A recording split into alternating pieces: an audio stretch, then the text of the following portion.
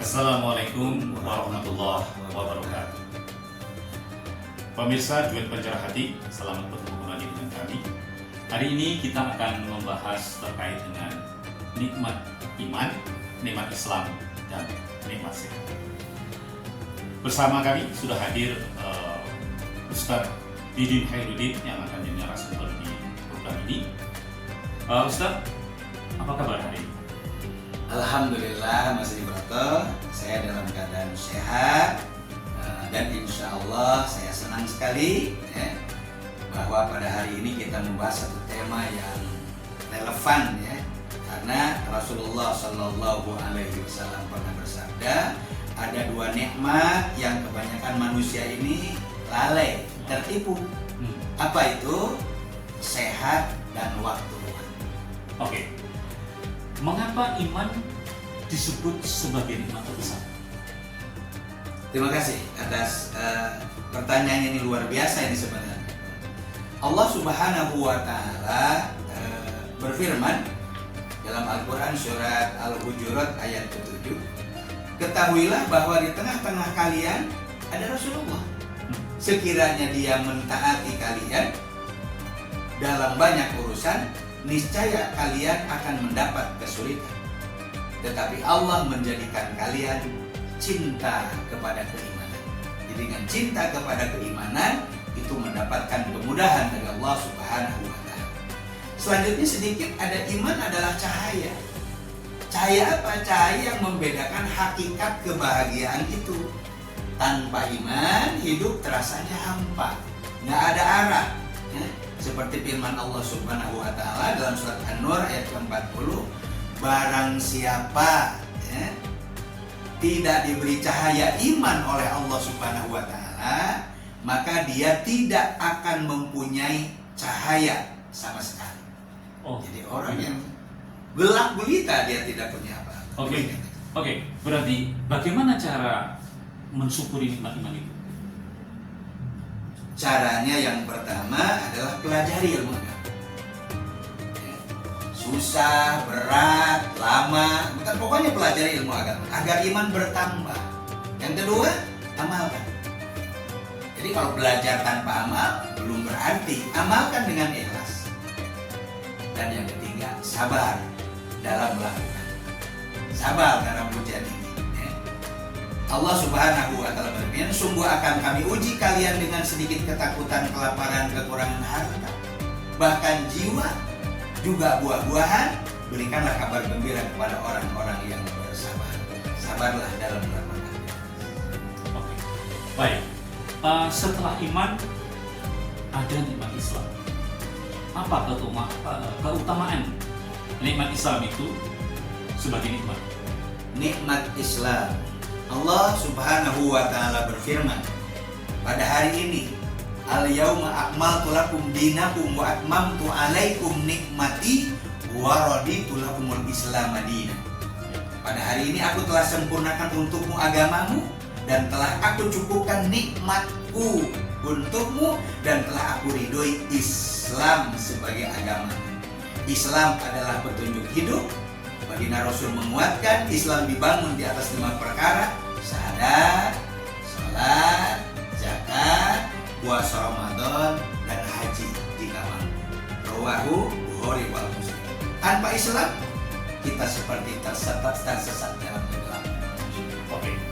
Contoh konkret mensyukuri nikmat Islam itu seperti apa?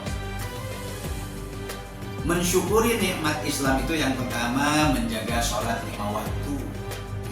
Karena itu tiang agama, as-sholatu imaduddin. Sholat itu tiangnya agama. Yang kedua, menuntut ilmu syar'i agar tidak terjebak oleh bid'ah, ikuti tanpa ilmu atau tanpa contoh. Yang ketiga, dakwah.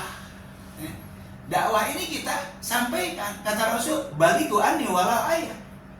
Sampaikan daripadaku walaupun hanya satu ayat. Walaupun satu ayat. Walaupun hanya satu ayat. Walaupun itu juga kepada keluarga sendiri. Betul. Bahwa audien yang terutama itu memang keluarga kita dulu. Kata Rasul dalam kata Allah Subhanahu wa Ta'ala dalam satu ayat, ku anfusakum wa ahlikum. Nah, dan Berikutnya adalah satu keterangan dari Allah surat An-Nahl 125, "Ud'u ila sabili rabbika bil hikmah." Ajaklah kepada jalan Tuhanmu dengan hikmah. Baik, baik. Nikmat ketiga adalah sehat. Rasulullah SAW menyebutkan sebagai ghibah yang sering dilalaikan. Bagaimana Islam memandang kesehatan? Rasulullah, ini kita kembali kepada bimbingan Rasulullah. Rasulullah bersabda, mohonlah kepada Allah ampunan dan kesehatan. Jadi ini minta, ya Allah ampuni, sehatkan, ampuni, sehatkan. Karena setelah keyakinan, setelah iman, tidak ada nikmat lain yang lebih baik daripada kesehatan. Di satu riwayat Imam Tirmidzi. Allah juga berfirman, sungguh jasadmu berhak atas dirimu. Rawahu Bukhari Muslim. Ini tentang bagaimana kita menjaga kesehatan tubuh. Artinya jaga kesehatan sebagai bentuk ibadah. Olahraga itu ibadah, jalan itu ibadah. Ini nanti ibadah juga ya? Begitu. Oke. Tip menjaga kesehatan ala Rasulullah seperti apa? Salah satu di antaranya adalah pola makan. Ya. Pola makan itu dianjurkan dalam Islam. Ya, kalau makan ketika kita sudah berasa ada rasa laparnya, dan berhentilah sebelum kenyang. Pola makannya. Yang kedua, aktif bergerak. Makanya kenapa ada sholat, ada berdiri, ada ruku, ada sujud? Salah satunya untuk menjelaskan ini adalah unsur kesehatan ada di dalam ibadah. Yang ketiga, istirahat yang cukup. Bahkan tidur ada qailullah, tidur sebelum zuhur. Dengan waktu tentu kata Rasulullah hanya sekitar 20 menit. Oh, pendek sekali ya? Pendek. Jadi menjelang zuhur itu disunahkan untuk qailullah, ya. Tidak begadang. Dan yang keempat, hindari stres. Dengan cara apa? Ala bidzikrillahi tatmainnul qulub. Dengan zikir kepada Allah, hati menjadi tenang, berarti tidak stres. Baik. Pertanyaan berikutnya Ustaz. Bagaimana agar kita tidak termasuk orang yang tertipu oleh itu?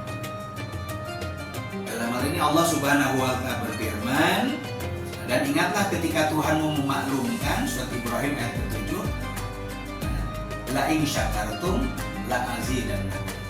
Jika kalian bersyukur, niscaya aku akan tambahkan nih. Maka bagaimana caranya? Satu, sadari bahwa semua nikmat itu datangnya bukan dari mana-mana, tapi dari Allah Subhanahu wa Ta'ala. Yang kedua, nikmat itu gunakan untuk ketaatan.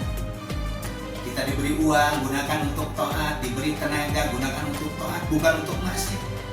Dan yang ketiga, bantulah orang-orang di sekitar kita, sesama kita dengan sedekah, bantulah dengan dakwah untuk saling mengingatkan. Karena boleh jadi dia lupa karena tidak ada yang bicara. Ya. Kata Rasul, sebaik-baik manusia adalah yang paling bermanfaat bagi orang lain. Khairun nas anfa'uhum linnas. Oke. Nah, sebagai penutup Ustaz, apa pesan buat para pemirsa di Berjalan? Saudara pemirsa, pesan saya jangan tunggu nikmat hilang baru kemudian sadar. Syukuri iman dengan belajar agama, syukuri Islam dengan amal soleh, syukuri sehat dengan menjaga tubuh. Rasul mengingatkan, lihat orang yang di bawahmu dalam urusan dunia, jangan lihat yang di atasmu, agar kalian tidak meremehkan nikmat Allah Subhanahu wa Ta'ala.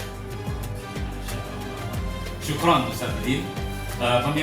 Jangan lupa subscribe, like, dan share program ini kepada teman-teman Anda semuanya. Sampai ketemu pada episode berikutnya. Terima kasih. Assalamualaikum warahmatullahi wabarakatuh.